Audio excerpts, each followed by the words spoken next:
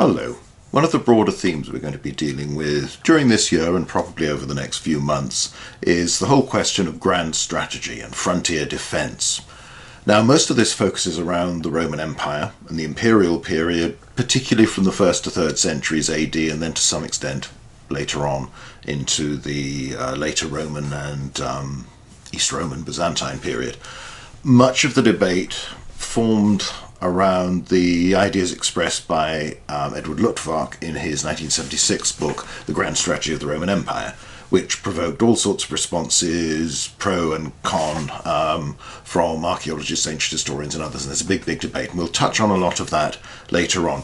On the whole, his book covered 1st century AD through, it starts with Augustus, basically 1st century AD through to 3rd. He's touched on later periods in subsequent books, and most of the debate has also focused on that period, in part because this is the time when we see the frontier systems, most obviously something like Hadrian's Wall, the Antonine Wall, but also the limes in Germany and elsewhere, systems in North Africa, particularly in North Africa and in Europe.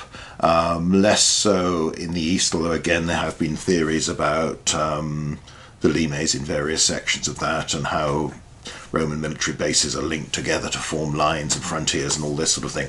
And it's become a very big debate. It's embraced all sorts of subjects, made us think a lot about how the Romans understood their world, how they viewed their place in it, their sense of geography, topography, political geography as well as physical. All of which we'll touch on in due course. However, one thing that is important before we move on to that is to understand the context we're dealing with. So in some ways the lecture I gave on raiding and small wars has a lot of useful thinking points, talking points really, for this sort of theme. So that's worth a look if you have an interest in this and you haven't already watched that one. I know it's ridiculously long, but I'm afraid that's my tendency. Last month, we had a session on looking at Roman army bases and trying to give some idea of their size, their organisation. We haven't yet. We'll do more in due course on those, on their positioning, what they seem to be doing and what the garrisons are doing and how much of the time they spend there. But also we need to think back a little bit into the context of what's come before historically. So although very rarely does anybody spend too much time looking at the Roman Republic in the context of the whole grand strategy debate, that's what we're going to try today. Now, we won't go into great detail at this stage defining just what grand strategy is, because people will argue about those sorts of things till the cows come home, and a lot of it is fairly fruitless in the end.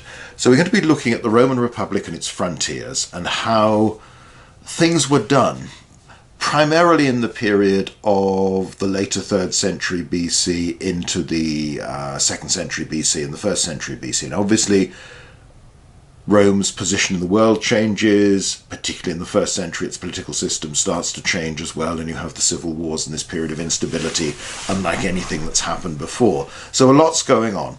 There are lots of things we'll only touch on briefly. We're covering a large time period, and we can't tell the story and hope to actually analyse things and say anything that's useful. But that's our theme. We're going to look at how this republic that was centred on the city of Rome thought about its external affairs and how it managed its military enterprises. Because obviously the main trend within that period is of expansion.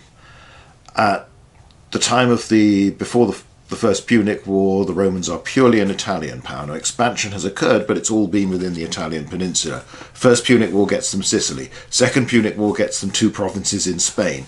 Sardinia and Corsica have been picked up in between. They've also sent armies to Macedonia, to North Africa as well, and fought over a much wider area, both on land and also at sea during the course of these wars. During the 2nd century BC, more provinces will be acquired. There'll eventually be a province of Macedonia, of North Africa, Asia. This expansion will only continue as the Romans come to dominate all the lands around the Mediterranean and then push beyond that as well. Now, not all of these regions are directly ruled as Roman provinces, and some are in the hands of allies of the Roman people, Senatus Populusque Romanorum. And to be named, formally recognised as king and ally and friend of the Roman people, amicus, is a big, big deal. And you find this within, it's part of how the Romans get their frontier systems to work. And of course you have the irony that in 59 BC, Ariovistus, the German leader, is recognized as Rex et Amicus, king and friend of the Roman people, and then by 58 BC, Julius Caesar is opposing him and ends up fighting and defeating him and driving him from Gaul. So things could change, and it's interesting that even in Caesar's account of the exchanges when they meet and they discuss things before it comes to actual blows, that Ariovistus is pointing out, hang on a minute, aren't I one of your allies? Why are you picking on me now? And Caesar justifying his actions by saying, well, you've done things that no ally of ours should be doing to other allies and friends of ours. You're doing things that we don't want. We're asking you politely to desist in this, and if you don't respond to that, well, you're not really a friend, are you? So Caesar, in his own account, gives, as far as he's concerned, satisfactory reasons for this volte-face, for this change in attitude towards a leader, and must have expected at least some of his audience to agree with this. And on the whole, we'll come on to Caesar later on, but there's the famous criticism of Cato for Caesar breaking a truce, but whereas it tends to get expanded, particularly in modern dramas like the HBO Rome, into sort of Caesar as the war criminal and all this sort of thing, Cato actually, he criticises a few incidents, but on the whole, nobody is that bothered by the fact that Caesar has gone off and extended Roman Imperium, extended Roman power throughout most of Gaul and beyond. That's generally seen as a good thing. It's just that people who don't like Caesar would have preferred that somebody else did it and got the credit for it.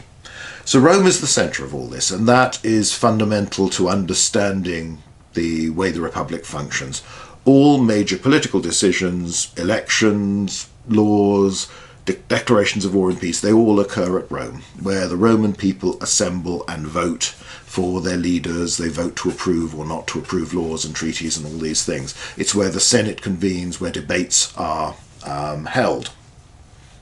That's obviously the Curia Julia, the Senate House, as you can see it today, restored quite a few times, but basically on the model and on the site of the one Julius Caesar commissioned and Augustus completed, the previous one having been burnt down when Clodius was cremated within it. And you can see around the forum area, obviously as late as the Arch of Septimius Severus over there on the left, this Rome as packed with monuments to victories of success overseas. Imperium means power. It doesn't directly mean empire, but it means, and it certainly doesn't mean physical occupation of territory. The Romans understand their imperium as the area where their authority, their influence, what they want will happen, what they don't want won't happen. It doesn't have to be directly ruled. You don't have to be a province administered by a magistrate sent out by the Roman people, by a Roman governor, to count as being within Rome's imperium. And the idea of expanding imperium, your power, is seen as a good thing, because the more powerful you are, the less likely anyone else is to attack you. And the context of all of this is an ancient world where peaceful relations between states are fairly rare, and between communities, where warfare is common, and if you appear to be vulnerable, and particularly if you appear to be vulnerable and rich, then you are very likely to be attacked. And this is something we'll come back to again and again, big theme of the raiding paper. So anyway, Rome is an expansionistic power. We can see that. They create, even though they're a republic, they create an empire before they have emperors. Of course, there's a famous Polybius quote that I've used many times before. For who is so worthless and indolent as not to wish to know by what means and under what system of polity the Romans, in less than 53 years, have succeeded in subjecting nearly the whole inhabited world to their sole government. That's Polybius' take on things. And again, the reason he gives for writing his Universal History, which went up to 146, was to explain to a wider audience just how come these strange foreigners, these barbarians from the West, from Italy, have come to dominate the Greek world and so quickly. How have they beaten us, basically, or how have they convinced the rest of us who haven't fought them that it would be a good idea to be their friends and not their enemies? Again, It's never a bad time to show Asterix. I like the cover of Asterix and the Goths, where you have it there standing on this border, this sort of striped dotted line painted along the ground with a sign, Gaul brackets Roman Empire one side, and then in big Gothic characters you've got Germania the other side that's just out of frame. We do have to rid ourselves of this idea that everything is defined very, very clearly. And you can tell where the border is between modern states, even if it's, like the border between Spain and Portugal or Canada and the United States or something like that. It's not a contested one. Nevertheless, there is a clear legal demarcation. We own this, you own that. This is where it stops.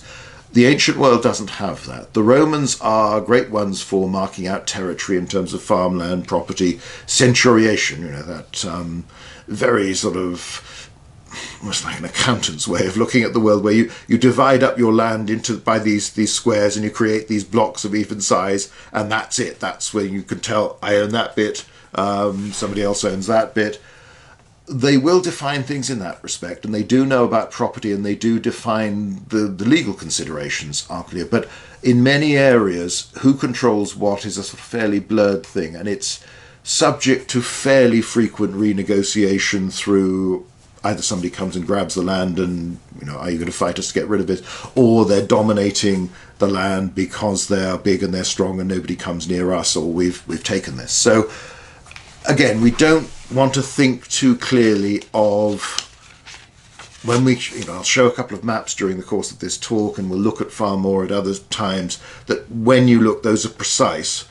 The Romans do tend to define their provinces fairly precisely, but even then the border, when it's not with another Roman province and therefore not where the authority of another governor applies rather than yours, it's often a little bit vague. And of course it comes back to the point made at the start. Very often your empire consists not of provinces but of allied communities, and they have this same approach to borders, that it's often what you can get away with claiming and where you can enforce your will, but things can be a little bit vague, and particularly in the tribal areas where politics within a lot of these communities is quite complicated. People follow different chieftains, different branches. There may be friction within those groups as to who actually controls, who inherits.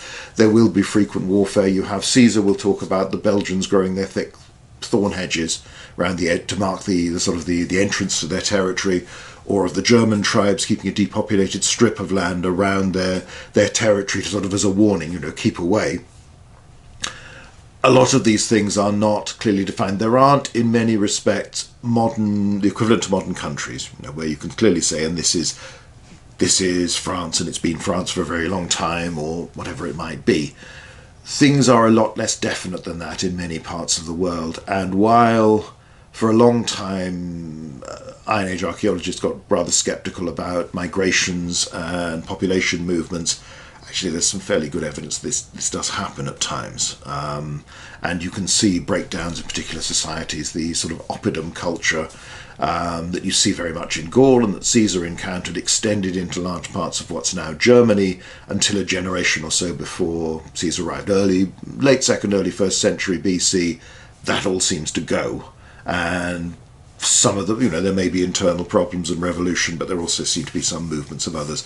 Perhaps the Suebi, perhaps associated with the Cimbrian Teutones, perhaps that's a reflection that the Romans experienced and saw of wider movements. I think now, given recent history of mass migrations, refugee movements and all this sort of thing, scholars are a little less skeptical about the idea that human beings might move around. For a long time it became very simple, as a reaction against the older Victorian and later view where it was all to do with racial movements, population movements and all that sort of thing, and that was how you would tell the story. So we've got that background. We've also got the complication of looking at frontiers, looking at warfare in this period. It's often complicated because there were many different points of view. That's by their very nature, you've got the clash of different groups, different cultures, different ideas, competing groups with very similar cultures as well. And that means that there's often more than one way of telling the story. So think, for instance, of the presentation of the American West from the the sort of 40s, 50s, that sort of era, the transition of the savage Red Indians into the noble Native Americans, and then there's that Netflix series American Primeval, where basically nearly everybody is killing everybody else all the time, with some nice people in every group and some vicious, frightened, murderous people in every group. Closer to the reality, although rather more lethal than the reality. But it's complicated, and we do have to be careful, and we, as far as possible, even more than in other aspects of history, we need to be aware we might be bringing our own assumptions about what should be going on, and almost judging things in moral terms, when the historian's duty first and foremost is to understand. It ought to be fairly obvious to everyone that massacring large numbers of people is not a good thing. And you don't need, as a historian, to keep saying, well, aren't the Romans cruel, or aren't the Germanic tribes here cruel, or whoever it might be. There are atrocities committed. There are lots of aggressive peoples around in the ancient world, and there isn't much evidence for peaceful communities who just wanted to get on with their own lives and not trouble anybody else and not be troubled by anybody else. Probably because you might not have lasted too long in many areas of the ancient world if you had that attitude. So there is this assumption, and you can see it from Homer right the way through, that you have to appear strong. The stronger you appear, the more respect you will receive, the better you will be treated, the less likely you are to be attacked. It's a very basic interpretation of deterrence, really, this sense that the only way to be safe is to be strong. And it comes back to if you want peace, prepare for war. These sorts of concepts are very strong. There isn't within really any of the ancient cultures, particularly in the Greco-Roman world and what we can see of the wider Iron Age, this sense of a desire to peacefully coexist with your neighbours, that your neighbours have a right to exist. Doesn't mean you're fighting all the time, but it does mean that warfare is more readily entered into than we'd assume was normal. So that's something where we have to be careful when we're looking at all these questions of strategy. Now, obviously, Rome begins as a city, as a community that's come together there on the Tiber, and it expands, first of all fighting wars against Latin peoples, and then beyond to others who are not related to them linguistically or ethnically within the Italian peninsula. So if you look quickly at the map, you can give some idea of how over the course of centuries the Romans go from being one city, one community, to the overlords of all of Italy south of the Po, and then later on they'll push up to the Alps as well. So war and expansion are constant themes throughout the history of Rome, and it was a monarchy, but also as a republic. The sources are problematic because they're obviously written down much later. Tradition clearly remembers lots of fighting, and many of your heroes from the past are people who have fought well, nobly, or suffered for the Republic, or for Rome, even before it's a republic, and continues to do that. So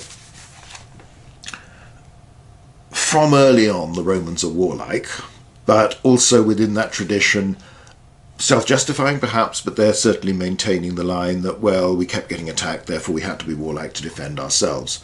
And of course, when you think that way, the wars you fight to protect yourself give grievances to everybody else. From the point of view of somebody else, you're going to be thinking, well, we need to fight because those Romans are coming and we've got to deal with them. War tends to feed future wars in all these cases, but quite basic to the way the Republic in particular develops is that as the Romans absorb others and make them either Romans or Latins or allies, they use that new manpower, those new citizens, those new allies to fight subsequent wars and to move on from that. So let's very briefly look at the nature of the Republic, just to remind ourselves. There's much more about this in obviously The Conquered and the Proud and that series of talks and various others on the channel. When we look at the Republic, when we come into the late 3rd and into the 2nd century, we are dealing with a system that has an annual political cycle. There are elections every year. There are restrictions on who can be candidates for the senior magistracies, most important of which are the 2 consuls. Every year you're not supposed to hold that post for a second time until 10 years has elapsed, and then 10 years before you can do it a third time, which happens, but not very often. They break some of these rules during the Second Punic War because of the crisis then, but on the whole they stick to them and they revert to them in the 2nd century BC, when they haven't suffered the horrendous casualties inflicted on them by Hannibal, and so they've got a wider pool from which to draw, but also there's a sense that it's almost getting more traditional. We're going back to this is the proper way of doing things. Candidates don't stand with particular policies, and they certainly don't stand as members of parties. There are no political parties as we would recognize them within the Roman Republic. There are family groupings, there are alliances, there are political friendships, sometimes people work together, but you don't stand as a conservative or a liberal or whatever it might be. You will stand as a member of your family, and your ancestry is important because if other people in your family have done well for the Republic, then that's basically making the case that you will be as well. They have this strong sense of inherited talent, ability and character.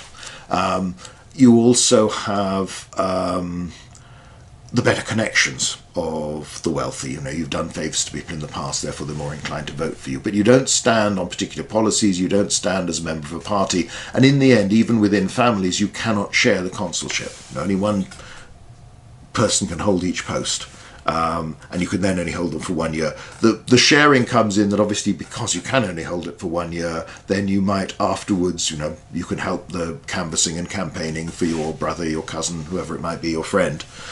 He gets his turn. The idea is to prevent any one individual or any one group gaining permanent supreme power. So the factions tend to be fairly fluid even when they do exist. Senate consists of 300 or so members, doubled by Sulla in the 1st century BC to around about 600. It's permanent, but it has little executive power. It has immense authority and influence because it's there all the time, and it consists of all the former magistrates plus other people of the highest property qualification who've been considered suitable to be enrolled in the Senate. There are people who never actually hold formal office. Within that you have the magistrates, again mentioned, the consuls are the two most important. 2 each year, they have equal power, they hold office in alternate months, and then praetors, whose number increased from 2 up to 8 by Sulla. These are the people who provide your military commanders, your provincial governors, that are the same thing. Provincia, province, means a sort of sphere of responsibility, a task almost. And only over time does that become more fixed as a region, because usually that task does have a region. So you might have, the war in further Spain, and over time, because you keep on having those, you keep on appointing people to that provincia, it becomes what we would understand as a province, a geographical area that's clearly defined. But again, that sense of sort of sphere of responsibility lasts for a very long time. Some of the people who go out and have these provinces are the magistrates in their year of office, and you traditionally, from the middle of the 2nd century BC, you move the political year, it starts on the 1st of January instead of 1st of March. March had been the month of the war god, so traditionally the consuls had taken up office as you were coming into the campaigning season, because that might well be their major task for the year. You also have, though, because more and more of these provinciae, these spheres of responsibility, these problems, these tasks have tended to come up, then you can extend somebody's imperium and make them a pro-magistrate, pro-consul, pro-praetor. So that can continue for 1, 2 or more years afterwards. This is done by the Senate. The magistrates themselves are elected, hold office for 1 year, but they can have commands extended if the Senate considers this to be the right thing to do. And that's a power of the Senate, so that's where, again, the Senate has great influence because of this, but also it's making these decisions because it consists of these former magistrates, so people who've gone out and led armies, who've been given these provinces, these tasks, who've governed, administered these regions, fought wars in them, depending on the particular situation, and who meet together, who know each other, who are all comes from these distinguished families with a few outsiders, a few new men every generation. They have collectively immense authority, influence, status, respect, and also considerable knowledge. These are people who've gone out to the various provinces who fought wars, particularly over time as the empire gets bigger, as you have more and more effectively permanent provinces, more and more people will go out to them. So there's this steady increase of experience within that reflects the Senate and adds to the Senate's authority, its reputation, its status, so its opinions matter. There are also more specific things it does related to planning for the provinces and organising warfare that we'll come on to in a moment. So the army is controlled, directed, at least at the highest level, by the Senate. Perhaps it's wrong to speak of army, and we might want to speak of armies because each one is individually raised. It's not permanent. It's recruited from citizens, supported by allies. There isn't a fixed size.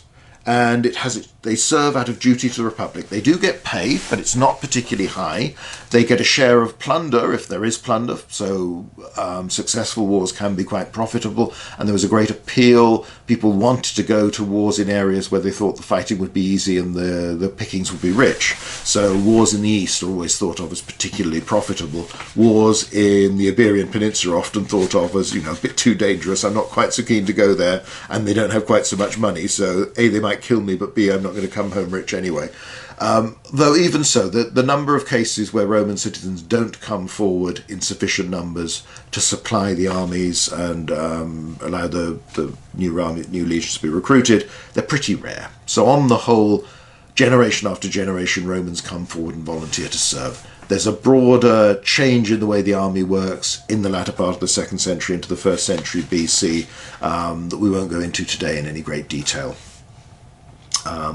But nevertheless, there is still a sense that you're still basically drawing on the same population, the perhaps poorer elements of it than you have before. Archaeologically, the army of this period is almost invisible.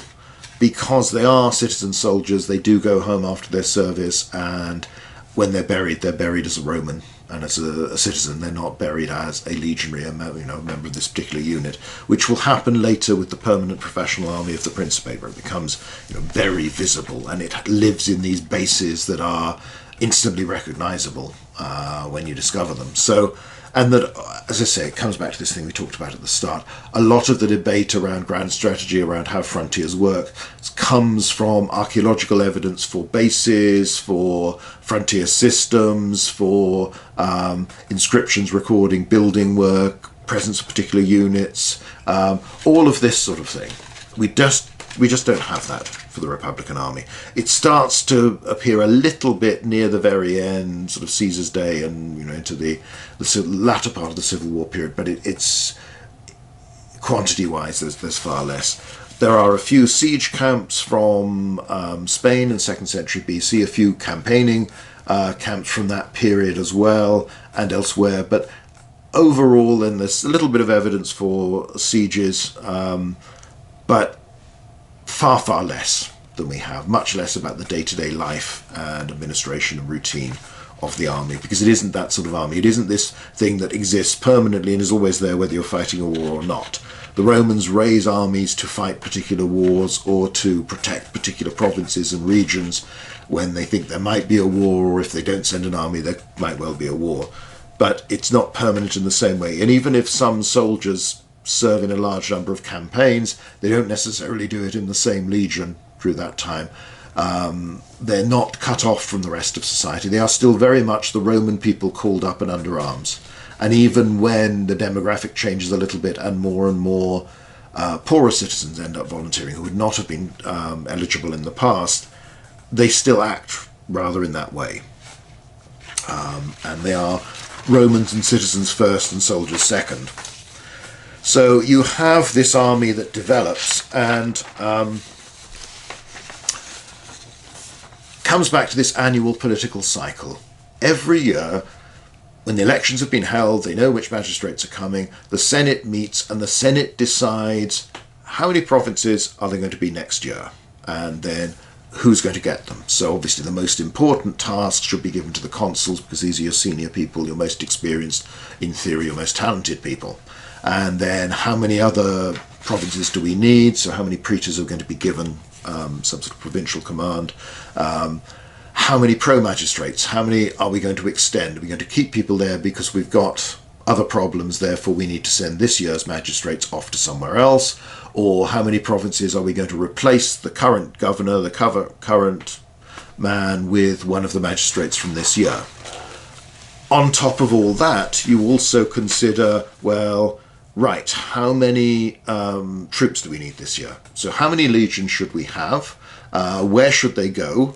What will be allocated to each command? And this extends beyond simply the number of legions, the number of allied troops, until after the Social War you no longer have these in the same way, the Latin allies, but also, this is a task. Does he need ships? Does he need a naval element? Is there anything special he needs? Now, again, we've gone into this in detail elsewhere. The legions from 3rd, 2nd century BC vary in size. There's a basic structure, and the sort of minimum size is just over 4,000, but they can be increased to 5,400 or so infantry, 300 cavalry instead of 200 cavalry. Similarly, the allied units that come with them can be increased in size. So there is a lot of judgment required by the Senate as to what is an appropriate army for the task in hand. And it extends to the type of province created and for whom. So consuls, as a standard, get 2 legions and 2 ally. So 20,000 or so men, up to 25,000, even 30,000 if they've made these larger than normal units. That's a consular command. Command typical for a praetor is 1 legion and 1 ala, so 10,000 or so, pushing up to 12, 13, 14, depending on if you want to make those bigger. Occasionally, praetors will be given consular-sized armies when there aren't enough consuls to go around. But generally speaking, so there's a lot of judgments, there's a lot of planning. Many modern scholars, this is something we'll come back to when we look at the grand strategy debate, are rather inclined to view the Romans as behaving in very simplistic terms, not being able to analyse, not being able to think that rationally about what they're doing in the frontier, how they are committing resources. Just looking at the analytic accounts of somebody like Livy, goes year by year of what the Senate are doing, this is clearly not the case. They clearly have, as part of their job, part of the Senate's task is to analyse these things and decide what needs to be done, what provinces there need to be, what resources need to be committed, who's going to govern them, whether it's a new magistrate or you're going to extend somebody's term of office. All of this is done very methodically, very rationally. Now, we'll come on to this a little bit later, but how much information they had on which to base these decisions, that is debatable and probably varied. In the same way that how much geographical information they had about what these areas were, where they were committing someone, particularly the first time they were committing someone there. So when they sent an army to Macedonia during the course of the Second Punic War, they didn't know that much about it.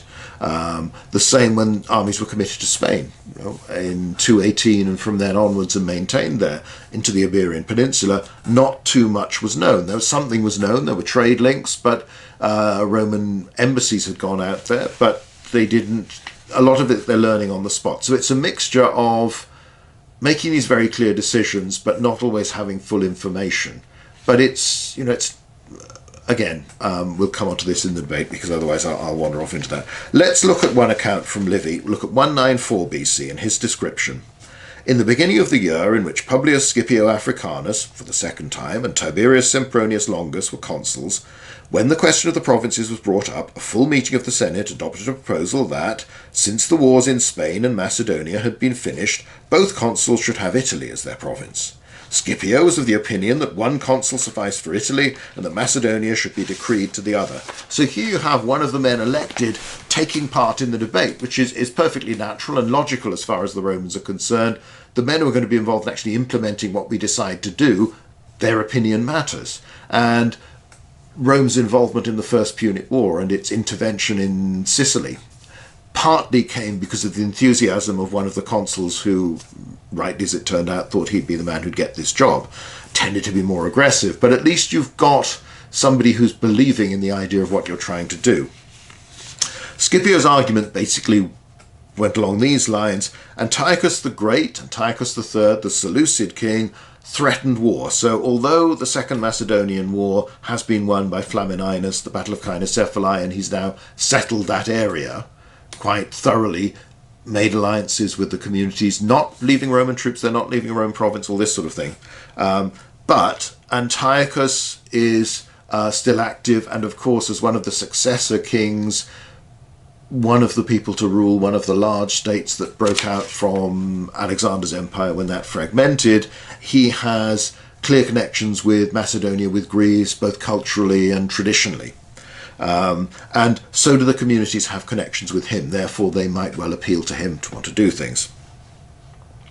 And that Rome's former allies, the Aetolian League, have appealed to him, to Scipio in person, for aid, because Hannibal, the Carthaginian general who'd scared the living daylights out of the Romans, who'd inflicted such appalling losses on them, has been chased away from Carthage in the aftermath of the Second Punic War, has ended up taking service with Antiochus, a general distinguished for his defeats of the Romans. The Praetorian provinces have already been specified and allocated by lot, so this is a question of very much what were the consuls going to do. So this is a situation that's developing, and Scipio is making the argument that there's a threat there. Hannibal's on the go again. I'm the man who defeated Hannibal at the Battle of Zama. We've just won this war. Send me over there in case, because there's probably going to be another one, and then I can win it for you.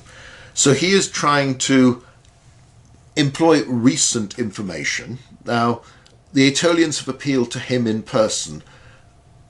The Senate doesn't meet every day. The Senate consists of lots of individuals. So if you're a provincial community or a community from outside the empire and you want the attention of the Romans, you have to get a senator to raise your case in the Senate, because you are not allowed to just go without the Senate's permission and talk to a meeting of the Senate, even if you can find out when one was. Lots of people want the attention of the leaders of the Roman Republic, and there is this constant stream of embassies coming from areas where the Romans have involvement and neighbouring areas where people are thinking these Romans are big and strong, maybe I can use them against neighbours that I am not doing quite so well against. A more immediate threat than this distant power that maybe I can harness to my advantage.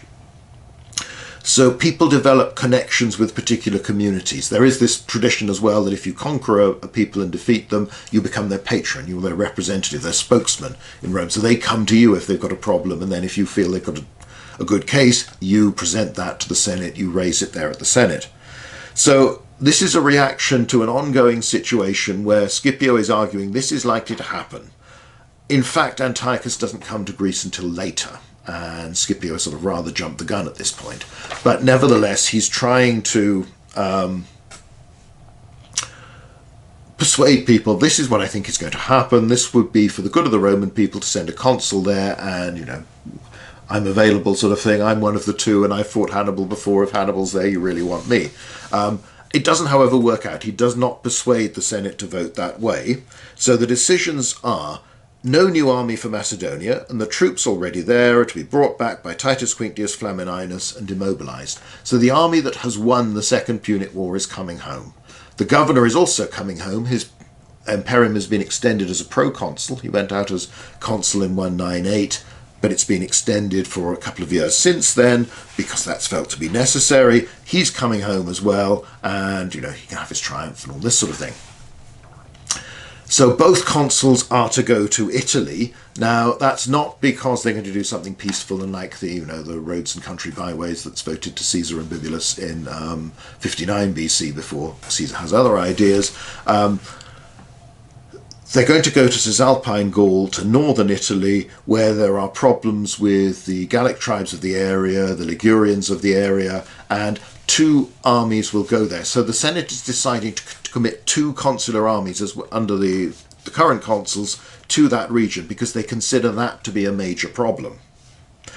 Each of the consuls is to enroll 2 new legions at Rome, and then after demobilizations there should be 8 legions altogether in existence. So just through this one incident you can get a sense of the planning process. They are debating these things. They are trying to judge where the Republic has most need of its committing military resources and commanders to employ them. So where are the provinces going to be? And they've decided there was friction with the Gallic tribes in northern Italy before Hannibal arrived that has then been exacerbated during the disturbances of the Second Punic War. Bear in mind, after Cannae, Gallic tribes defeated a praetor with a consular-sized army of 2 legions, pretty much wiped the army out in an ambush in Cisalpine Gaul. And this chap, he's supposed to be, his skull was gilded and used as a drinking cup, or possibly in a religious context by the tribes responsible. So this, they're less famous than other peoples in the ancient world. They're not the Carthaginians, but this is an area where the Romans have had to fight a lot, largely because it's a bit like the American West.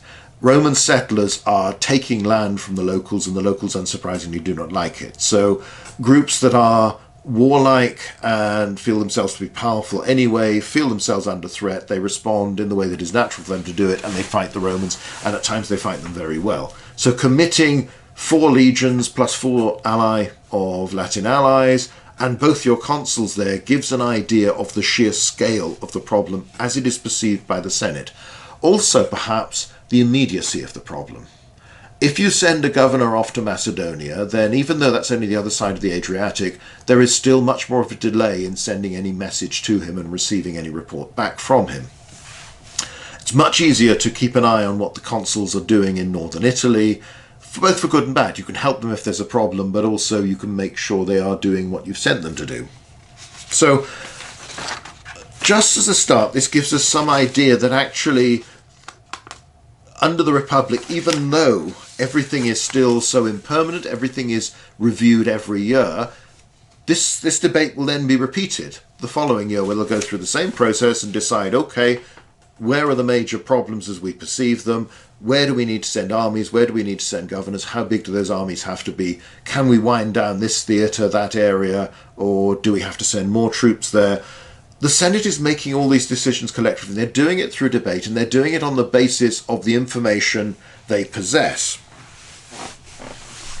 So let's look at another example, this time from 168 BC, which just reinforces this impression.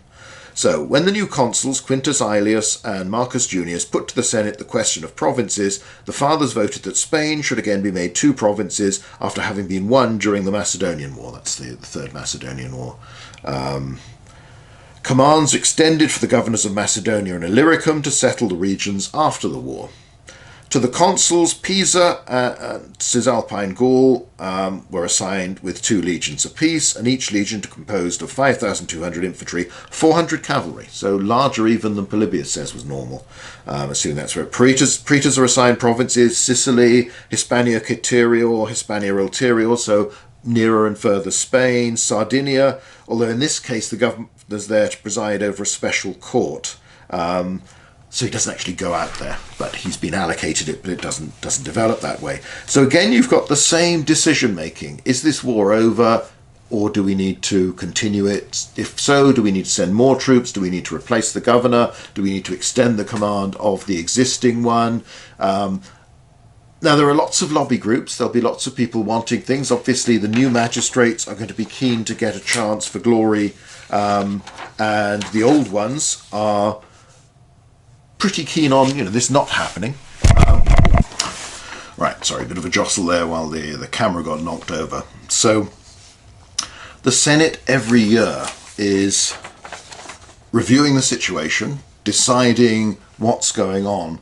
It's on an annual basis. The Republic's priorities are reviewed and then set for the next 12 months. So there is this constant analysis of what they think is happening, what they should be doing about it. It's not all military. You've got the diplomatic activity as well. Most of this occurs at Rome because, as I say, most people keep coming to Rome wanting the Romans to do things, wanting the Romans to be their friends, wanting the Romans to help them in any particular situation. But you also get boards of 3, is the normal way, are sent out to examine what's happening in the provinces, and to, if there's been sometimes, if somebody appeals and says, we've got a problem, we'd like you to do this, often the Senate will decree something. They don't necessarily seem to take that much interest in what happens afterwards. So if they've said, yes, we recognise so-and-so as the senior magistrate of this city and, blah, blah, blah, if they don't bother to make sure it's being implemented, Only sometimes they will, because perhaps the issue will be raised again. Sometimes they send out boards to go and review things. So you've got the famous case of, the confrontation in Egypt when the circle is drawn around the Seleucid king, and basically give me your answer before you step out of that line, and he's forced to back down. Again, we've talked about that in other videos, and we'll do more on diplomacy at another time. But also you get boards of three. So for instance, there are people who later on, after the defeat of Antiochus at Magnesia in the Syrian war, a generation or so later, some people go and discover that the current Seleucid king, has war elephants, which he wasn't supposed to have. They order these animals to be killed. That happens.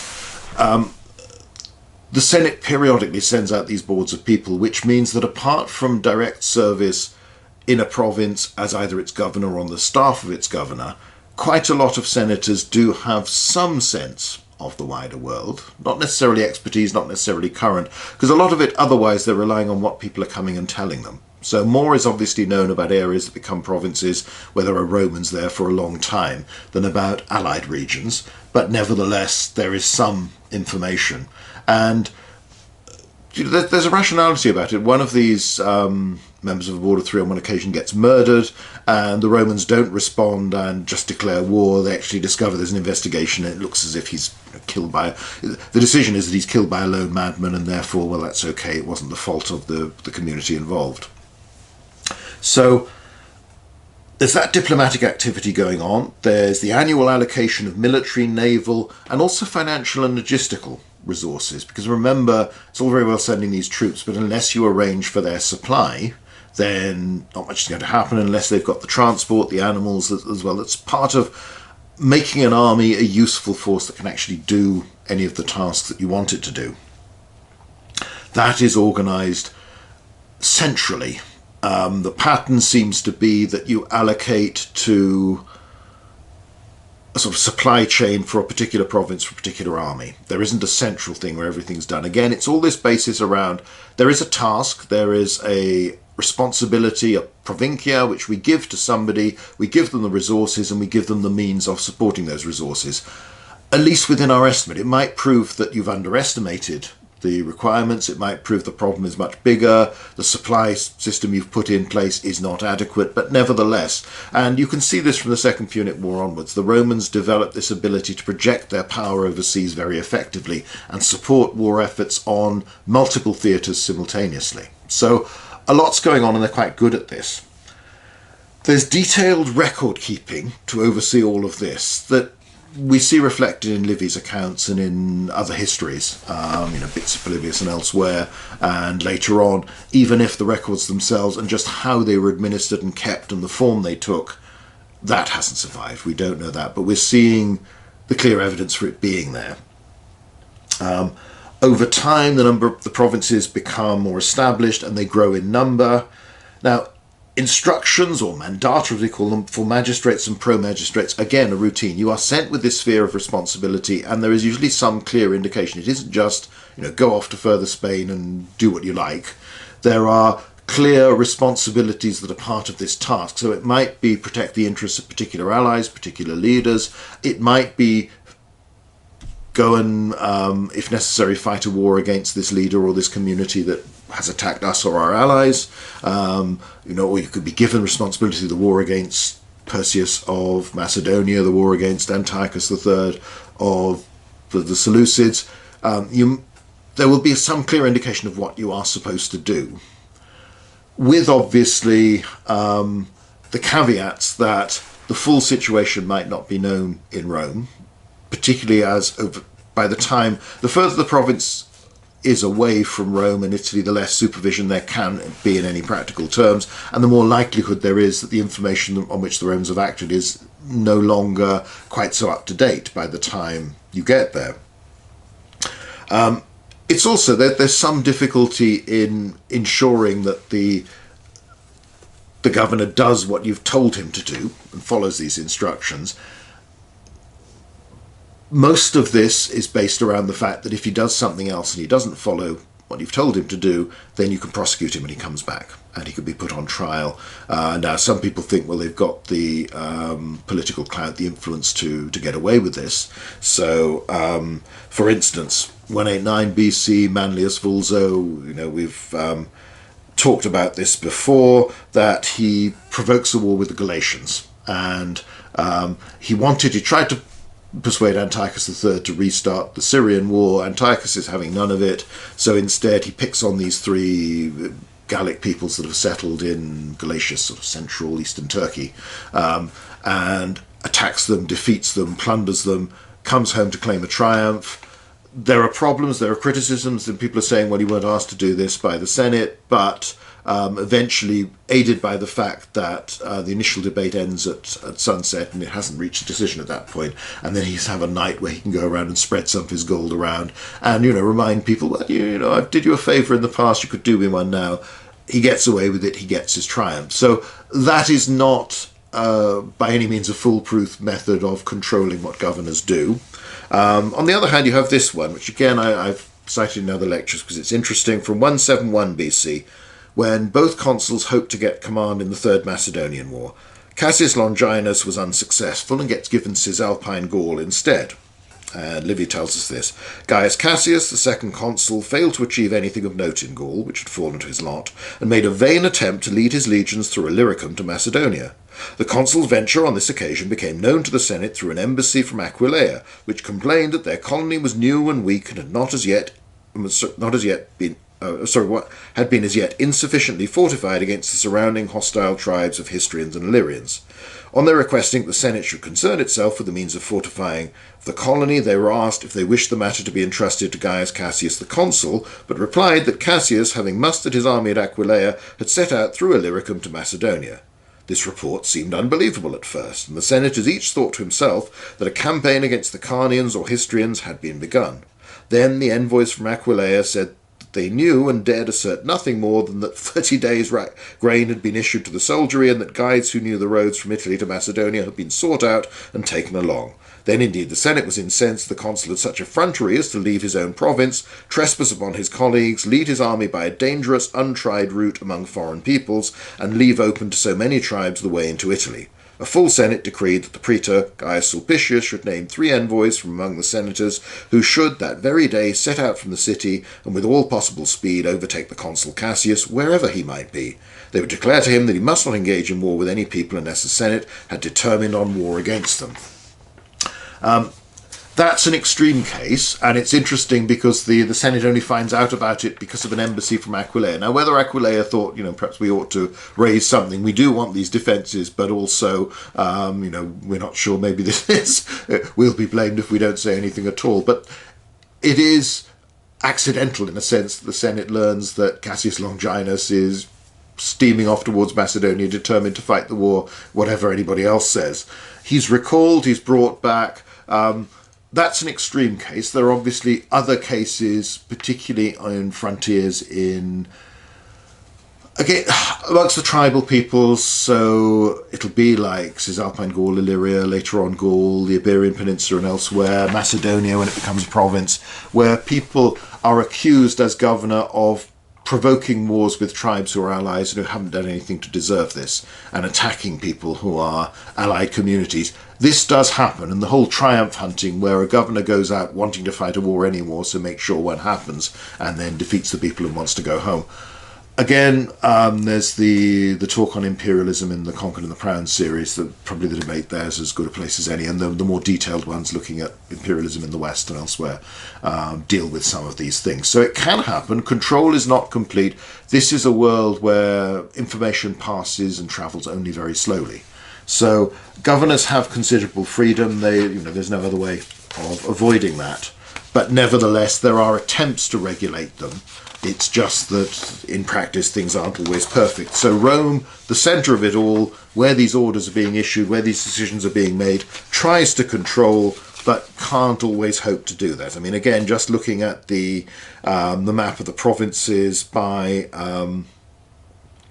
the end of the 2nd century, beginning of the 1st century BC, start to look at just how many regions where the Romans have become involved. And by, this is the sort of 60s BC. A lot of these areas are a very long way away, and you cannot be sure of communications, which means that it's much harder for the Senate to direct things, to keep a close eye on things, than when you are fighting in Cisalpine Gaul or something like that. So, you've got Manlius Vulso who can go off and do his stuff. This is partly also as well, remember the different communities you have.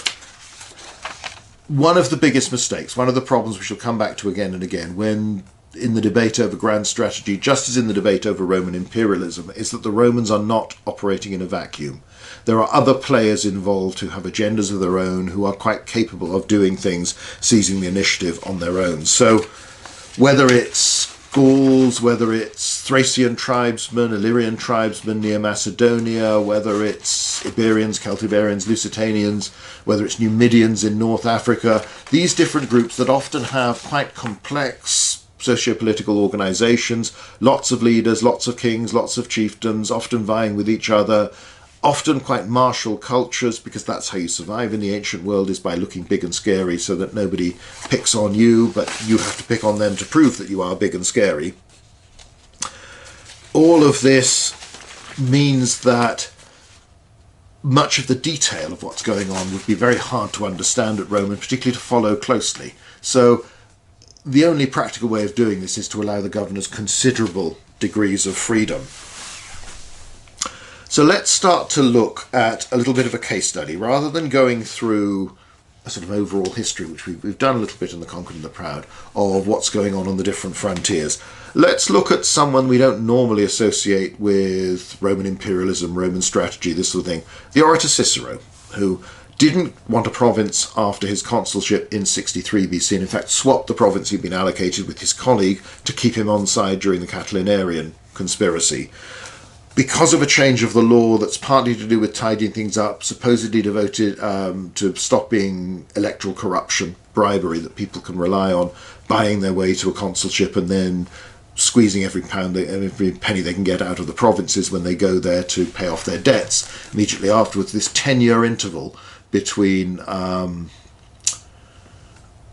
being a magistrate, sorry, not 10 years, but this interval between being a magistrate and going out to your province is imposed. Therefore, you can't rely on getting your hands on your money quickly. And while this is being implemented, people like Cicero, who've never been, suddenly find themselves being called upon by the Senate to fulfill their obligations to the Republic. So he ends up being sent to Cilicia. You can see there on the map, it's the southern part of modern-day Turkey. He's also got Cyprus attached to him as well.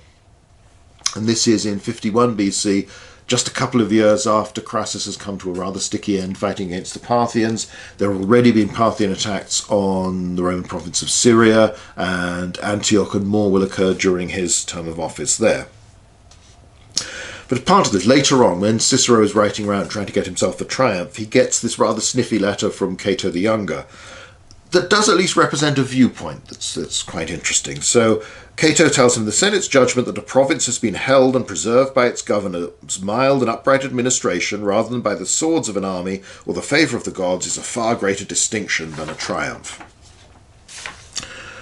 Governors were expected to account for what they'd done, and that was, we see it in the negative sense where they might get prosecuted, but also they are supposed to write to the Senate, inform the Senate whilst events are occurring, ask for advice on things that go well beyond their instructions, even if they've sometimes got to make a decision because there isn't time to wait for the Senate's response, but also to account for what they've done. They have been allocated resources by the state and given a task by the state, and they have to report upon this, and this is assessed.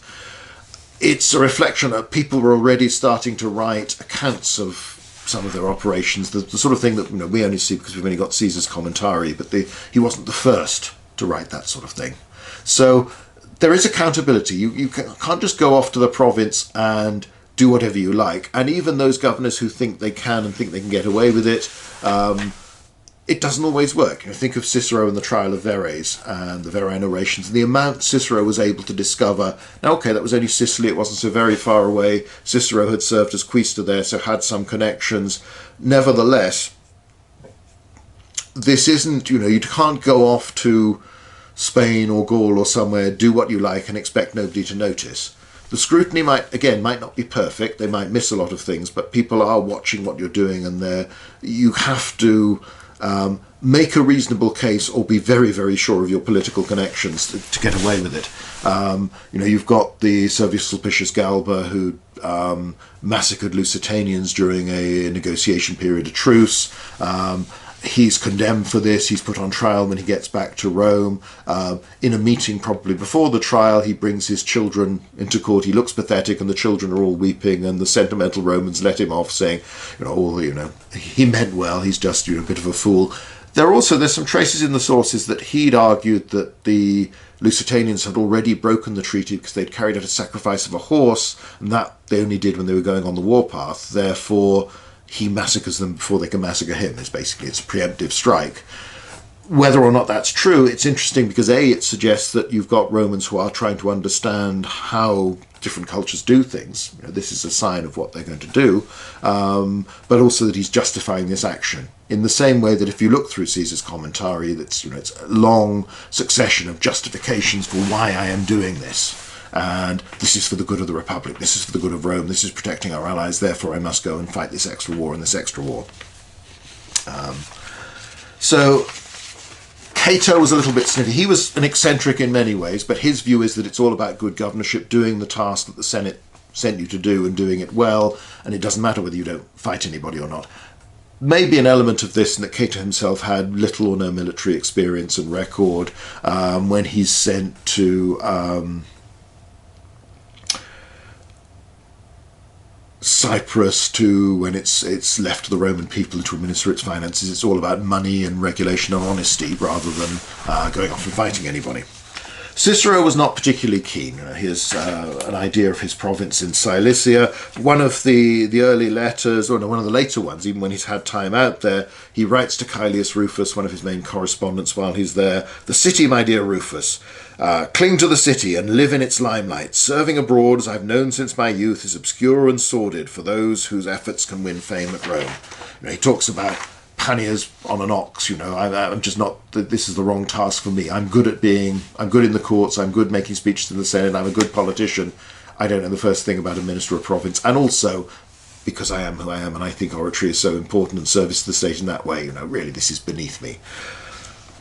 So that's an idea of his province. The staff he has to help him govern this are 4 legati, 4 legates, 3 of whom have military experience, significant parts of it. One in particular is one of those grizzled commanders who's helped out in the suppression of Catiline's rebellion, so Cicero has a connection with him from earlier. He's also got his brother Quintus, who not long before this has been serving with Caesar in Gaul, has withstood a siege during the big rebellions of 54-53, gets a good write-up from Caesar. He gets a tribune, he gets 2 prefects plus others outside the province, a quaestor. Normally you'd have your deputy would be the other elected magistrate, the quaestor, who's 30-ish, starting out his career, the first of the elected magistracies, has particular financial responsibility but also ends up as your deputy in other respects.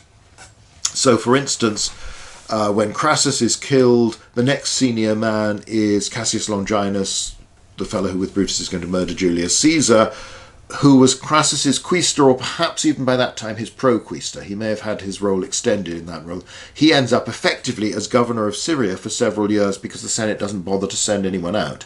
And we've talked a little while ago about how the Senate is annually reassessing everything. The Senate has other priorities. In the later 50s, with all the tension, all the political violence in Rome, the build up the problems that will lead to the crisis and the civil war in 49 BC, the Senate is often thinking of other things and won't necessarily listen to governors when they're saying, look, there's a real problem out here, you should be sending troops and resources. In addition, Cicero has his acensus, clerk, scribe, his lictors, messengers, heralds, priests. So there is a small staff provided by the state. He has people from his own household, his freedman Tyro goes with him.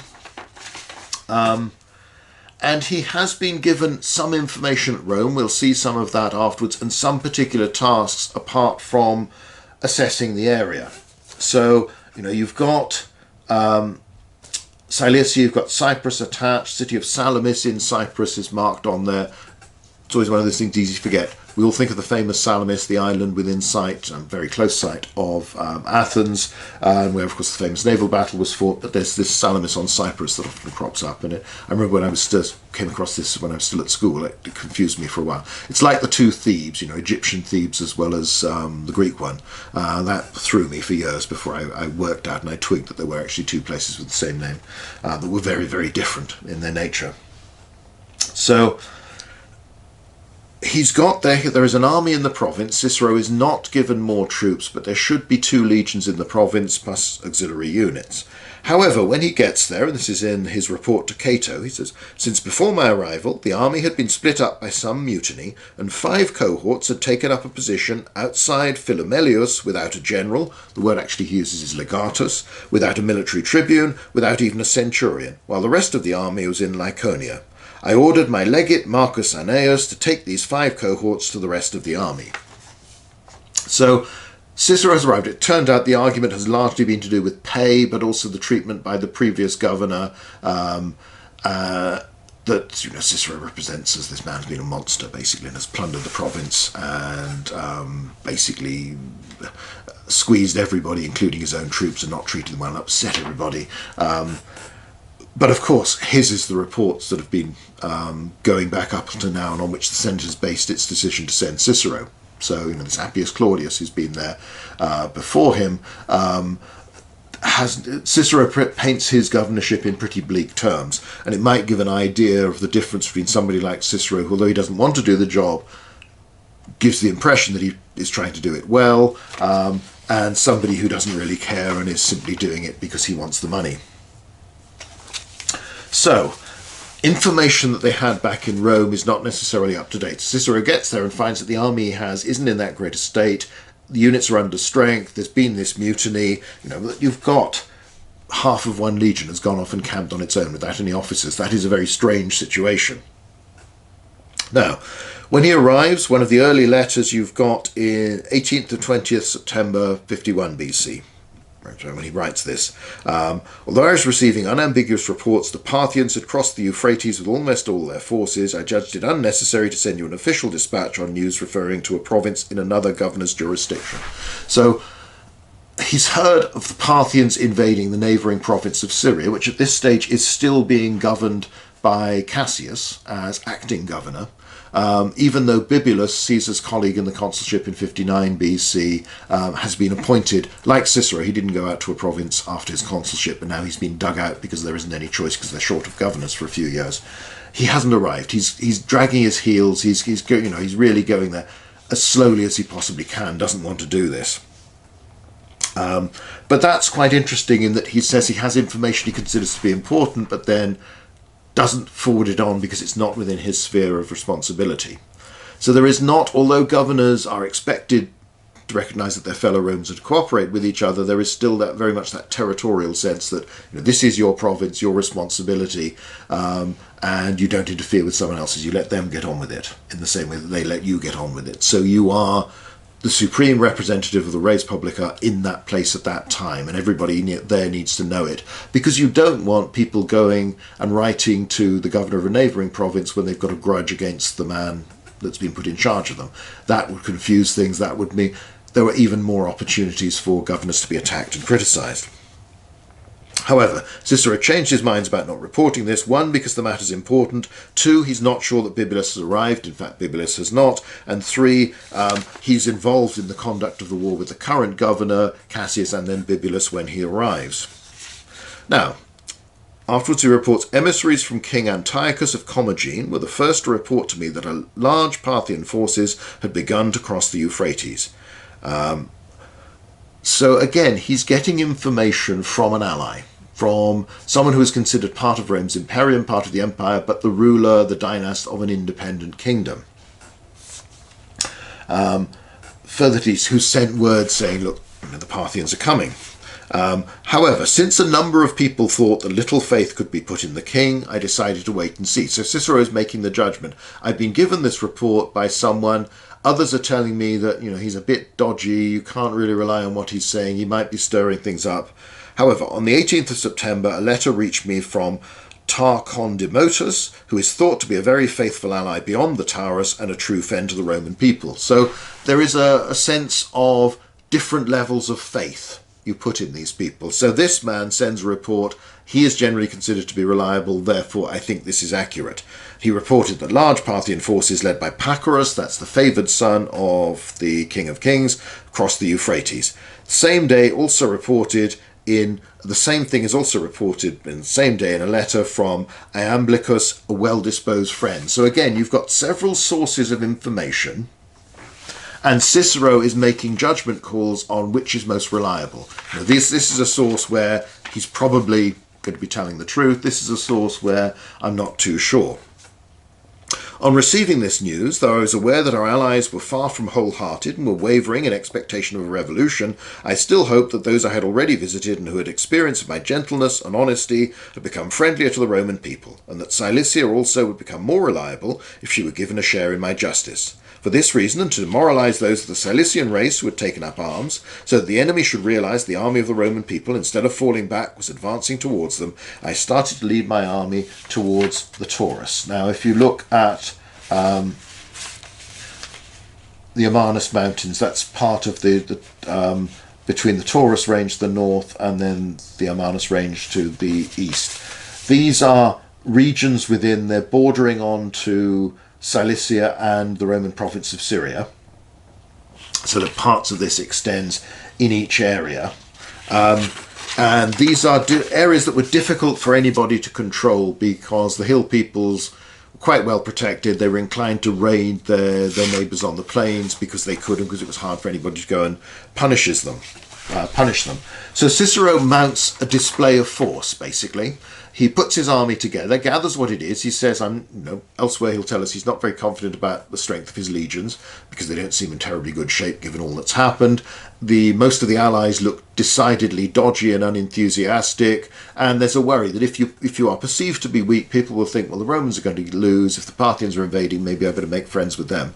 Regardless of your attitude towards Rome or Parthia, you've got to think of what makes sense for you. What gives you best chance of prosperity, power, remaining influential there.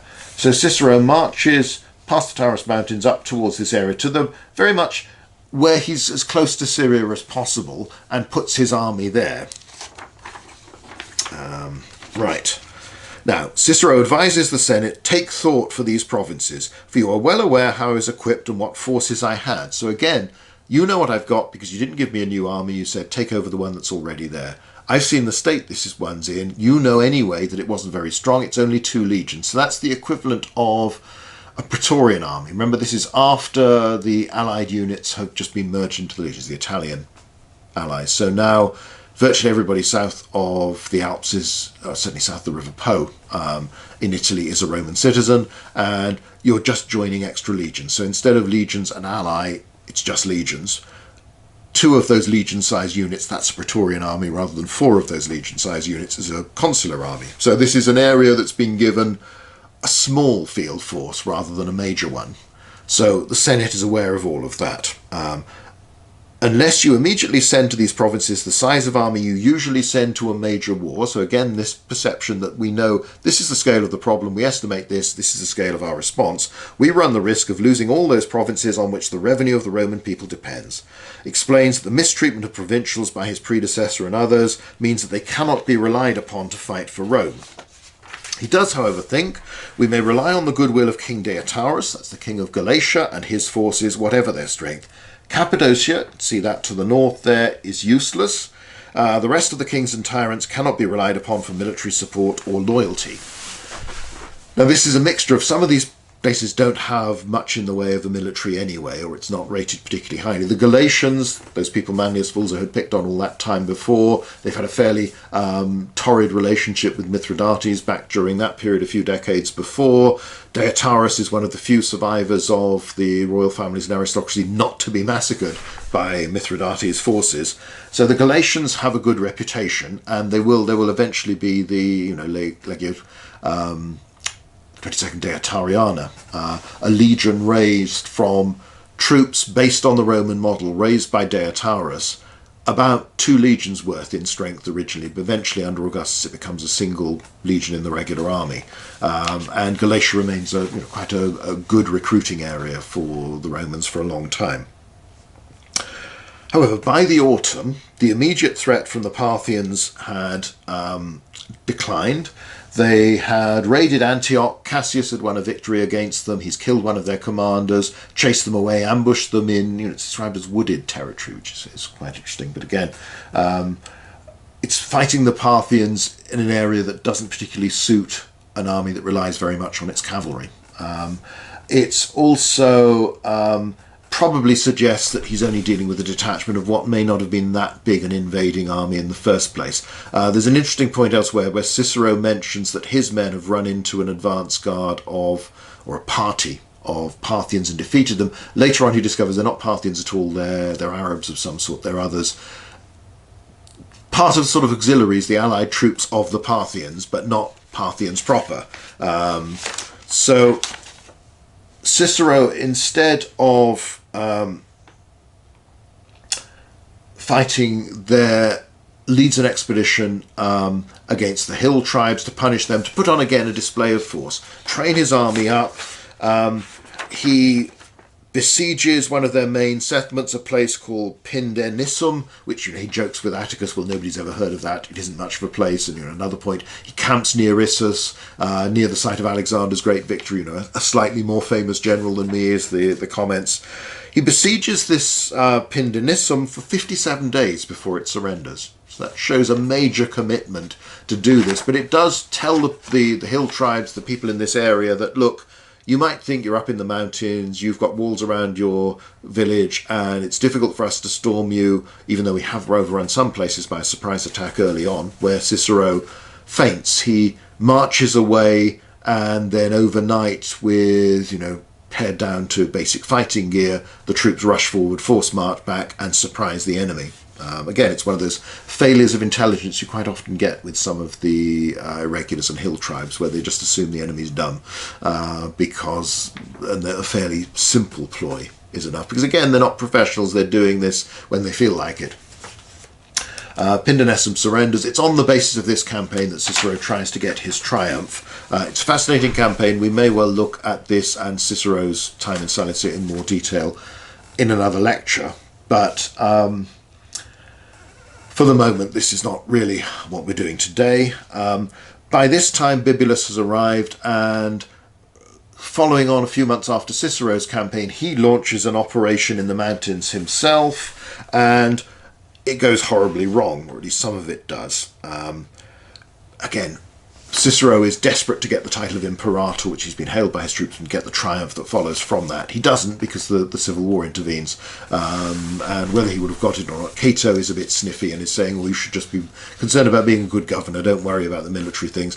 By Roman standards, he probably had an okay case to get a triumph, but it's obviously it's a big deal for someone who doesn't see himself as a military man, but realizes how much the Romans value that sort of glory, that sort of credit. Anyway, Bibulus launches a similar punitive expedition, but he lost his entire first cohort and a primus pilus, an officer most distinguished in that rank, Asinius Dento.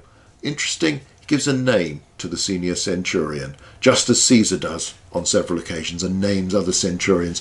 It's again, this is a digression, but it's an indication that these are not the sergeant majors drawn from the ranks that so often they're depicted as, but these are men of considerable status and education, important enough that a senator thinks they're worth mentioning, that other people will recognise their name. There may be a few men who've worked their way up as well through sheer talent, but there are an awful lot of them are quite well connected, quite well educated, sort of Italian gentry, as it were. And then also in the military tribunes, Sextus Lucilius, son of a rich and distinguished man, Titus Gavius Caepio. So Bibulus has sort of undone the threat. These sorts of punitive expeditions are very much about intimidating the enemy. It's again back to this whole idea, you must seem strong. If you seem strong, people won't mess around with you, they won't attack you, they won't try and plunder you. If you seem weak, then they certainly will. So Cicero has mounted a display of strength. Bibulus has weakened that by showing that the Romans can also be defeated. Anyway, that's the end of the campaigning season. Winter comes on. Now, Cicero gives us an interesting sidelight to how other governors behaved, where he says, before my time, this time of year was devoted to profit. The wealthier cities used to pay a lot of money to avoid having soldiers quartered on them for the winter. Cyprus used to pay nearly 200 Attic talents, an island that under my administration, I can say, speaking only the truth, has not been asked for anything. They are all stunned, because I will accept no honours save for verbal ones. Now, it was perfectly normal within Roman provinces and for Roman allies to be expected to provide food and supplies for an army operating in the area, particularly an army that was often operating for their benefit, and sometimes to billet soldiers. What the predecessor seems to have done is use this basically as a sort of extortion. Pay me money or I will give you the expense of billeting these troops, but also, these legions don't seem to have been terribly well disciplined. It may not have been much fun if suddenly 5,000 Roman soldiers descend on your city, or whatever size detachment, and act as if they are masters of the world, which, in many respects they are. This is the great empire, the great superpower. It's hard to tell whether it's that, whether it's a sense that they would behave badly, which would vary from unit to unit in its level of discipline, and also the expectation that if they can do what they like because they're not going to get punished. There's an interesting case from Plutarch tells us of a tribune who gets murdered in Chaeronea in Greece.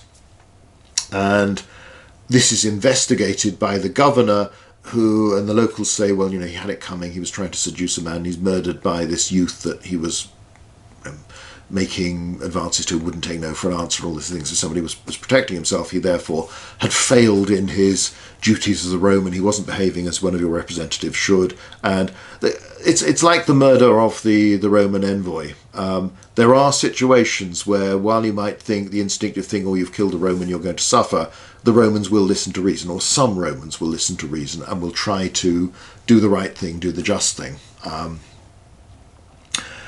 And there probably were more governors who were more like Cicero than they were necessarily like Appius Claudius, who were trying to do the right thing. But there are some people who go out to the provinces purely for the money. Again, we'll be looking at another time about provincial administration more generally. So Cicero emphasizes that he's not doing this. Another point, he gets on to more detailed tasks of the sort he's been set by the Senate, and one involves the king of Cappadocia, now Ariobarzanes. Remember, he's been mentioned before as his troops aren't reliable and the area isn't reliable. I can't really use them, not like Deiotarus, get about this. So September 51 BC. Since you passed the resolution, he's talking to the Senate, that I should protect King Ariobarzanes and defend the safety of the king and the security of his kingdom, and guard the king and his kingdom, and that you added that the king's life was a matter of concern to the people and Senate, a decree which has never been paralleled by our order for any other monarch, I thought that I should report your decision to the king and promise him my protection, so that he might tell me if he needed anything. And this is clearly a case where a diplomatic party has gone to Rome, raised the question of the king's security, and the Romans have said, yes, he's our friend, he's our ally, we will protect him. And as Cicero says, exceptionally said, we will protect his life. We are concerned about what happens to him. Cicero has been given the province, this responsibility has been passed on to him, so he informs the king of what the Senate has said. Another reminder that it takes a long time for news to travel. So whether or not the king had heard this news from any other source, it could well be months after sending your delegation, waiting in Rome to get a hearing, then the Senate actually deciding to do something. Because it's all been connected with Cicero being dispatched there, Cicero has more knowledge of this. So,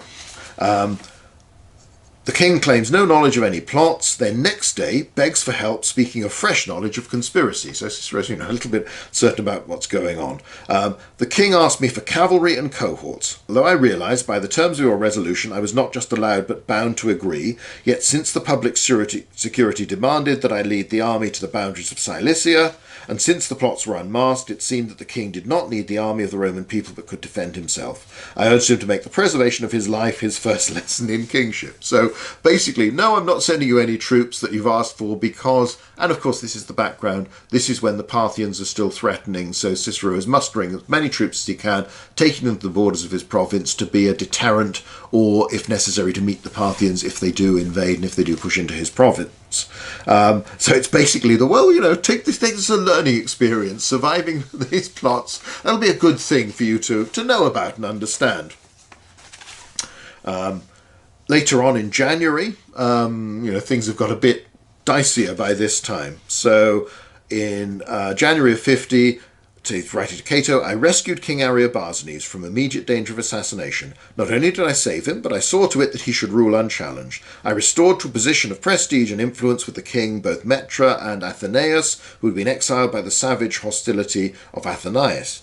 And since a serious war would have been fomented in Cappadocia if the priest of Comana defended himself by force of arms, I brought it about that he left the kingdom. So he's intervened. This is when the pace of military operations slackened. During the winter, he's been able to, not necessarily with large numbers of troops, but intervene more directly. He's recalled some exiles. He's clearly caused or assisted in somebody who's been influential falling from favour. He's got rid of this priest. Now, often priesthoods were held by noblemen in these areas, so this is a local figure of importance, a local aristocrat who might fight. He's expelled him or made sure he left the kingdom. So that's only really a taster of what Cicero is up to in in Cilicia. But it gives a very interesting idea of the sort of things the Senate knew back in Rome, the sort of tasks it allocated to governors, and then how governors dealt with this on the spot, and the sorts of information available to both the governor and then when the governor chose to send a letter on and a report to Rome.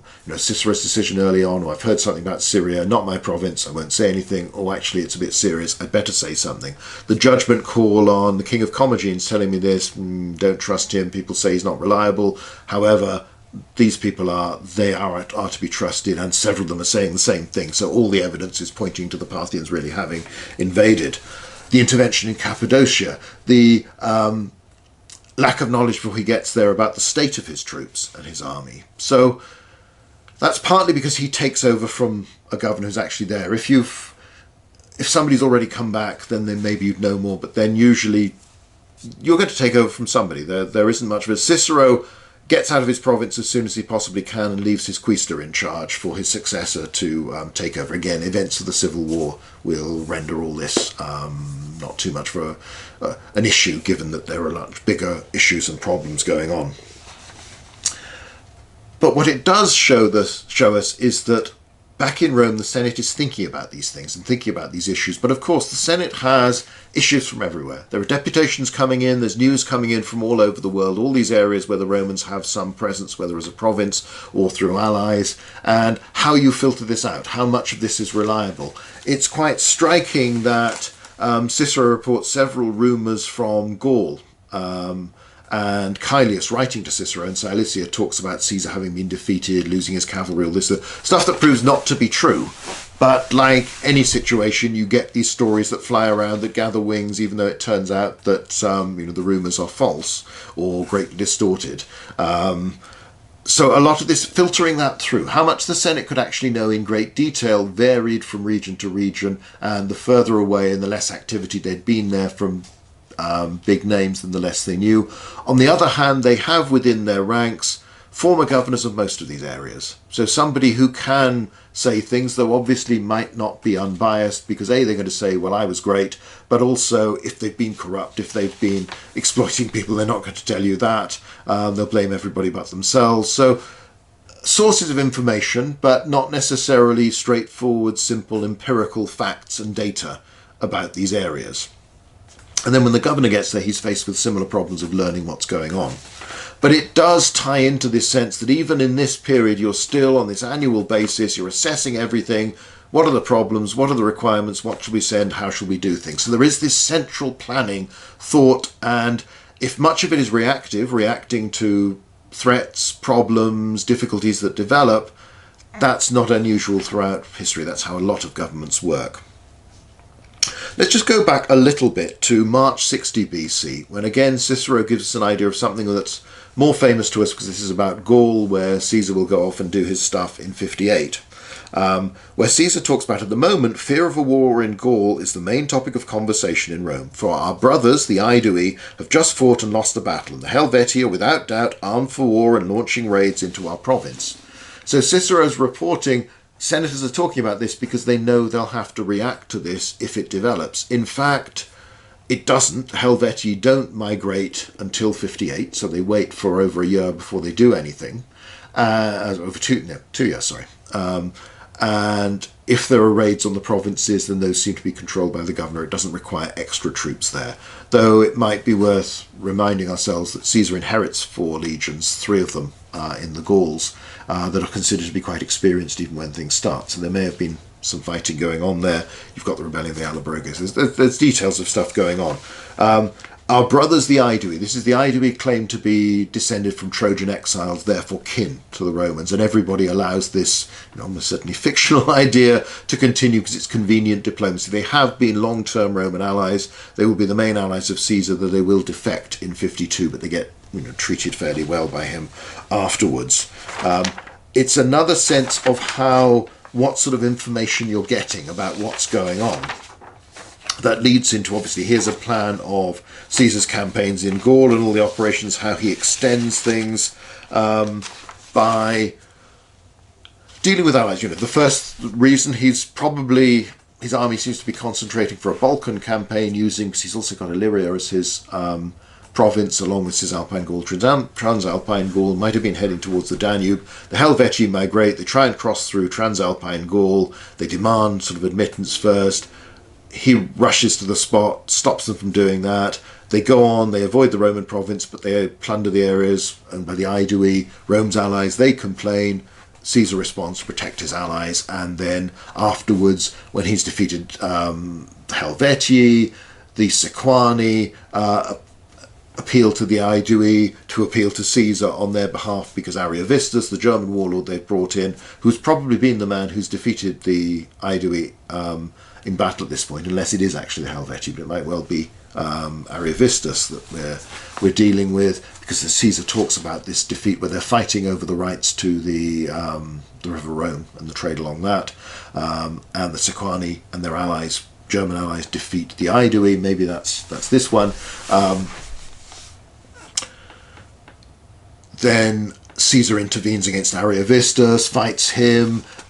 More allies complain about attacks from the Belgic tribes. He fights the Belgians next year, and so on and so on. And this is the one reason after another, one pretext after another to go across the Rhine, to go to Britain, all of these things. And you can see just the sheer scope of these operations. Caesar is someone who is interpreting his task very liberally. He's going off and doing things, and he's very aggressive about it all. But he presents everything as this is what a good Roman governor should do in this situation. I am protecting the interests of the Roman people. I am protecting our allies and defending those. So actually he's not so exceptional in other ways other than in the scale and the fact that he's got more resources. He's been given this command for a longer period. He's not looking over his shoulder thinking somebody's going to replace me soon if I don't win this war. So you have that as another idea where he's been sent to look after Gaul. From then on, the amount of strict senatorial supervision seems to be very, very limited. Again, let's come back to Diviciacus the Aeduan, who has Cicero's met, who's visited Rome on on an embassy a couple of years before, round about that 60 BC incident, who's a Druid, and Cicero mentions that he talks to him about this and then doesn't bother to tell us any of the things he learns. One of those many frustrating moments where you just think, oh, I would like to have been a fly on the wall for that conversation, because we know so little otherwise about what this cult is really about by this time. So early on, this is one of Caesar's early explanations of why he's going to do things. Ariovistus, king of the Germans, has settled within the Sequani's borders, seized a third part of their territory, the best in all Gaul. Now he orders them to evacuate another third. In a few years, all the natives will have been driven from the borders of Gaul. All the Germans will have crossed the Rhine. Ariovistus is exercising a proud and cruel tyranny, demanding as hostages the children of the greatest nobles. One of the big themes in Caesar is that the Rhine is a significant barrier between the Germans and the Gauls, and the Germans are dangerous and wild and scary, and he invokes, the memory of the Cimbrian Teutones and people like that. which is not that long ago. That happened just before Caesar was born. So he can expel Germanic tribes from anywhere where they've moved west of the Rhine. Even his own account shows that it's not as simple as that, but nevertheless it's a clear idea, and it shows how you can present something for a Roman audience. So again, gives an indication of there is some knowledge of what's happening outside, but not perhaps as much as might be ideal. There's many things they don't really understand. Caesar confronts Ariovistus. We mentioned this a little bit earlier on, but let's just look at the passages. And Ariovistus found himself wondering what business either Caesar or the Roman people might have in that Gaul which he had made his own by conquest in war. So basically, I've taken this by force. You weren't here. I haven't fought you. The Sequani weren't your allies at the time. Why are you making a fuss? To which Caesar replied it was the tradition of the Roman people to desire that its allies and friends should not only lose none of their possessions, but should enjoy increase of influence, dignity, and distinction. So the logic is, you have helped the Sequani fight the Aedui are our allies. Now, since then, the Sequani have appealed to us for help against you, so they are now becoming our allies, therefore I can deal with you. Ariovistus, however, responds he'd crossed the Rhine upon the request and summons of the Gauls. The friendship of the Roman people ought to be a distinction and a security to him, not a hindrance. He had sought it with that hope. If, through the agency of the Roman people, the tribute would be remitted and hostages returned, he would refuse the friendship of the Roman people no less heartily than he had sought it. This was his province of Gaul, as the other was the Roman. So that's really interesting, because there he's depicting this as, Caesar makes him, he's obviously depicting Ariovistus as a dangerous, arrogant barbarian who needs to be humbled by the Romans. So, this guy's got it coming, basically, is the message within this. It's quite interesting that he makes him use the term province and talk about this idea that, this is my province, that's yours. But of course, Caesar will go on, dearie me, and defeat him. I need to get more practice about not kicking the tripod on which the camera is mounted. So this is a situation, but again there's the implication Ariovistus is supposed to have been in contact with Caesar's enemies at Rome, and he hints at one point, well, I don't think there'd be some people who'd be quite pleased if I kill you, so watch it, mate. Caesar implies that there has been diplomatic activity, because Ariovistus has been recognised in 59 as a king and friend of the Roman people. So it is this remarkable turnaround for the Romans to treat him this way. Caesar is arguing that it's because of what you've done since then and what you represent now, and that you are simply not treating me as you should treat a representative of the Roman Republic and the Roman people, and respect their dignity. So again, this is a case where Caesar is perhaps going beyond his task set by the Senate. Now obviously he's got a lot more leeway than other people because of the times, because of who he is, because of Pompey, and Crassus is still there in Rome as his supporters and others. Gabinius is one of the consuls of 57, who's Pompey's man from the past. You've got Pompey the pirate command, all that sort of thing. So they've got a lot of influence, a lot of connections. So Caesar pushes to an extreme what a governor could do, but is still presenting this as, I'm doing this because this is in the interest of the Roman people. Defending our allies is in the interest of the Roman people. And again, go back to the talk on raiding, where so often, if you can't protect your allies, well, they might look for somebody else to be their friend, because what's the point of being your friend? So it comes back to this sense of a deterrent, of appearing strong, of not appearing weak and vulnerable, because if you appear that way, then people will attack you, and they'll probably prove that appearances were right. So Caesar's campaigns, obviously there's lots of activity. We can't go into all of that in the narrative of the Gallic campaigns, but we'll see how he takes this attitude, and it allows him to go off and win glory against a whole succession of different opponents.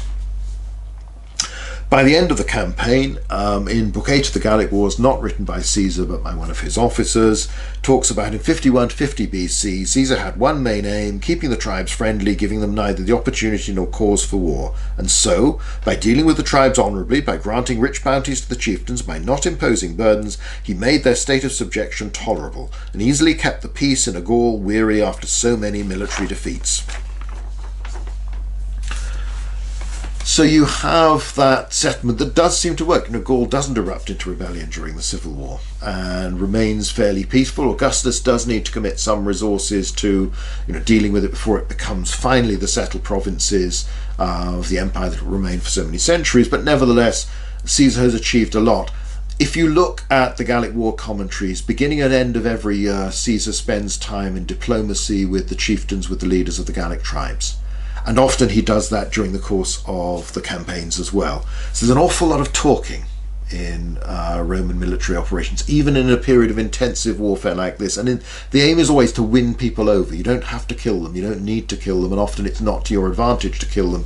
You want them just to accept your authority, your power, be your friends, give you what you want in terms of resources, support your army, make sure you're asking things from them, but not too much that it becomes burdensome and provokes rebellion. So even though you've had the big rebellions, 54, 53, 53, 52, and then in 51, Caesar manages to settle the province pretty well. And it's been a mixture of brutality, force, military success, but this very active, very persuasive diplomacy, and treating people in a way that makes accepting Rome's rule as the best option, more attractive than risking fighting against them, because A, you're afraid of them, and also B, well, they're not asking too much, it's really not too bad. And I personally, as leader or as community, have done pretty well out of being friends with the Romans. So that's really our look at Rome and the provinces under the Republic, and the emphasis has been on the decision making at the various levels, at the central level of the Senate and at Rome, and also at just how much freedom governors have. Some, like Caesar, seem to have an awful lot, but bear in mind, again, circumstances obviously prove different in his case, but they go back, they can be criticised for what they've done. So it tends to be retrospective. Only fairly rarely does the Senate send out somebody to stop a governor doing something. That's, Cassius Longinus back in the Third Macedonian War, but otherwise this sort of thing doesn't tend to happen. So you seem to get instructions when you start, and then it's up to you as governor how much you write back to Rome and what you ask for. But in the main, when Cicero's request is send more troops, but he's very much thinking of after my term of office next year, next summer. I'm just here for 12 months, and then I'm on that boat back home, as before anybody thinks of extending my governorship as a proconsul. Definitely don't want that to happen. And for another year, I'm already proconsul for 1 year. That's what the law required me to do. I've done it. I'm off. And the governors that you see, whether it's his predecessor in Cilicia, whether it's Verres and others, some of the other people in the speeches that Cicero makes that have failed in their provinces, have exploited their provinces, have done the wrong thing, and others that he defends, even though reading between the lines, it's pretty clear they have been fairly dodgy characters. So it's a mixture, and it gives us some idea of the levels of information that are going back and forth. So the whole point of today's, again, talk that's proved a little bit longer than I meant it to be, but hopefully people will enjoy the detail, is to give us that sense of what it's like before we get to the Principate, when we start to get all this information about bases, frontier lines, an emperor's in charge, the system is a little bit different, and it's easier for most scholars to imagine there being perhaps a grand strategy with an emperor and his advisors rather than the Senate of 600 people. Hopefully I've said enough today to show, well, actually, grand strategy, you can argue about what that is, but the Senate is constantly assessing what its needs, what its requirements are, what the empire needs in terms of provinces, governors, armies, tasks, responsibilities. They are receiving information, they are listening to what's going on, but how well that's processed, it's done in a very informal way, but it is done. And the amounts of information, the types of information reaching them, again, are not what a 20th or 21st century modern government would like to have on which to base its decisions. But they probably do compare to a lot of states from the 19th century and earlier, particularly in the days before telegraph and that sort of thing, and as communications begin to speed up, and railways and all this sort of thing, let alone modern communications. So that's the background to when we look at grand strategy. We might come on to start looking at that next month. At some point we do need to look at the scholarly debate and just say, well, what are the issues involved, and then try and look at the evidence. We may also look at the nature of garrisons and what they're doing before we get onto that. That's, in a sense, it's another thing may well help to learn and think about before we go on to the bigger themes, to look at some of the practicalities that we're talking about so that we can judge better these various theories about what's going on. So anyway, it's part of this wider theme we're going to be following. Hopefully today's been of some interest even for those who aren't particularly interested in that side of things, just in terms of how the Roman state worked, how a republic governed an empire, and how a republic controlled its provinces and its army. But anyway, that's it for today. Thanks for watching.